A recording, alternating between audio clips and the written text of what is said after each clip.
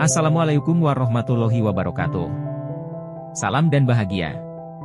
Perkenalkan, saya Purnama. Saya adalah calon guru penggerak angkatan 10 dari SMP Negeri Panggegean, Kabupaten Pakpak Barat, Sumatera Utara. Pada kesempatan ini saya akan membuat video presentasi sebagai pemenuhan tugas saya dalam program pendidikan guru penggerak di modul 1.1a8. Koneksi antar materi, kesimpulan dan refleksi modul 1.1. Modul ini membahas mengenai pemahaman filosofi pendidikan dari pemikiran Ki Hajar Dewantara. Banyak pemikiran-pemikiran Ki Hajar Dewantara yang dijadikan landasan dalam dunia pendidikan di Indonesia, antara lain adalah pendidikan dan pengajaran.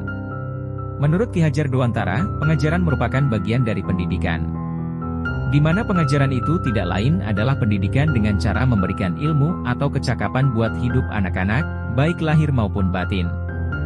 Sedangkan pendidikan diartikan sebagai tuntunan dalam hidup tumbuhnya anak-anak. Tujuan pendidikan adalah menuntun segala kodrat yang ada pada anak-anak, agar mereka dapat mencapai keselamatan dan kebahagiaan yang setinggi-tingginya baik sebagai manusia maupun sebagai anggota masyarakat. Pemikiran yang lain adalah, Ki Hajar Dewantara berpandangan bahwa pendidikan dapat memfasilitasi peserta didik untuk tumbuh sesuai dengan kodratnya, yaitu kodrat alam dan kodrat zaman. Kodrat alam berkaitan dengan sifat dan lingkungan di mana peserta didik berada, sedangkan kodrat zaman berkaitan dengan keterampilan yang diberikan kepada peserta didik agar mereka dapat hidup dan berkarya sesuai dengan perkembangan zaman. Kemudian, Ki Hajar Dewantara juga berpendapat bahwa pendidikan harus berpihak pada murid. Pendidikan yang berpihak pada murid mengakui bahwa setiap anak adalah unik dan memiliki kebutuhan, minat, dan bakat yang berbeda. Dalam melakukan pembelajaran, guru hendaknya dapat mengembangkan keaktifan murid dalam memahami konsep suatu materi melalui berbagai aktivitas pengalaman belajar murid sesuai dengan kebutuhan dan bakat murid. Dalam hal ini, pendidikan yang berpihak pada murid menekankan pentingnya memahami dan menghargai keunikan individu serta memberikan pendekatan yang personal dan diferensial sesuai dengan kebutuhan mereka masing-masing. Hal-hal yang menjadi bahan refleksi terhadap pemikiran-pemikiran Ki Hajar Dewantara adalah 1. Apa yang Anda percaya tentang murid dan pembelajaran di kelas sebelum Anda mempelajari modul 1.1? 2. Apa yang berubah dari pemikiran atau perilaku Anda setelah mempelajari modul ini? 3. Apa yang dapat segera Anda terapkan lebih baik agar kelas Anda mencerminkan pemikiran Ki Hajar Dewantara? Refleksi yang pertama. Apa yang Anda percaya tentang murid dan pembelajaran di kelas sebelum Anda mempelajari modul 1.1? Sebelum saya mempelajari modul ini, saya memandang bahwa murid merupakan objek pembelajaran, sementara guru yang menjadi pusat pembelajarannya. Kemudian saya berpandangan bahwa keberhasilan pembelajaran lebih terfokus terhadap nilai kognitif yang didapat peserta didik. Peserta didik yang memperoleh nilai yang di atas KKM dianggap sudah berhasil di dalam pembelajaran. Terkadang saya juga mengeluh jika ada murid yang belum bisa memahami materi walaupun sudah dijelaskan berulang kali.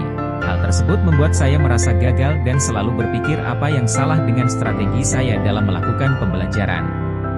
Dan pembelajaran yang saya lakukan lebih terfokus terhadap pencapaian materi, tanpa melihat perkembangan karakter murid dan kebutuhan serta potensi yang dimiliki murid.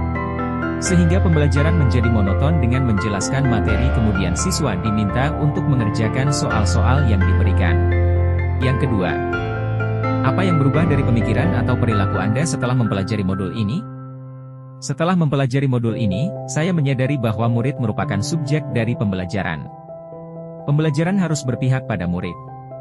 Kemudian, di dalam proses pembelajaran, saya harus mengenali potensi dan kekuatan kodrat yang ada pada setiap anak dan membantu anak mengembangkan bakat, minat, dan kemampuan unik yang ada pada mereka. Setelah saya mempelajari modul ini, saya juga sadar akan peran saya sebagai pendidik harus mengikuti pemikiran Ki Hajar Dewantara. Ing ngarso sumtulodo, ing madya mangunkarso, tutwuri handayani. Jika menjadi seorang pendidik harus mampu memberikan suri tauladan. Di tengah kesibukannya harus juga mampu membangkitkan atau menggugah semangat murid. Dan seorang pendidik harus bisa memberikan dorongan moral dan semangat untuk murid-muridnya. Setelah mempelajari modul ini, saya juga berpikir bahwa akan melaksanakan pembelajaran yang holistik, tidak terfokus kepada aspek kognitif saja, tetapi aspek afektif dan psikomotoriknya juga. Dan melaksanakan pendidikan dan pengajaran yang sesuai dengan konteks sosio-kultural murid, serta menghargai setiap karakter belajar murid. Ketiga, Apa yang dapat segera Anda terapkan lebih baik agar kelas Anda mencerminkan pemikiran Ki Hajar Dewantara? Yang saya terapkan agar kelas saya mencerminkan pemikiran Ki Hajar Dewantara adalah: pertama, mengenali karakter, latar belakang, dan potensi yang dimiliki murid. Hal tersebut saya lakukan dengan menjalin komunikasi yang baik di dalam kelas, sehingga terciptanya pembelajaran yang terbuka dan saling menghargai antara guru dan murid. Kemudian saya melaksanakan pembelajaran yang menekankan pola pikir kritis, komunikatif, kreatif, dan kolaboratif sesuai dengan pembelajaran abad 21 dan profil pelajar Pancasila. Saya juga merancang pembelajaran yang inovatif dan menyenangkan dengan melibatkan keaktifan murid. Serta saya menerapkan pembelajaran dengan mengaitkan materi dengan kearifan lokal yang terdapat di daerah murid tinggal, sehingga nantinya murid memiliki nilai-nilai luhur sesuai dengan budaya mereka, dan mereka juga memiliki identitas yang kuat, serta dapat memberikan kontribusi untuk masyarakat. Demikian video presentasi saya kali ini. Semoga memberikan nilai-nilai positif untuk Bapak, Ibu guru yang hebat. Salam dan bahagia. Terima kasih.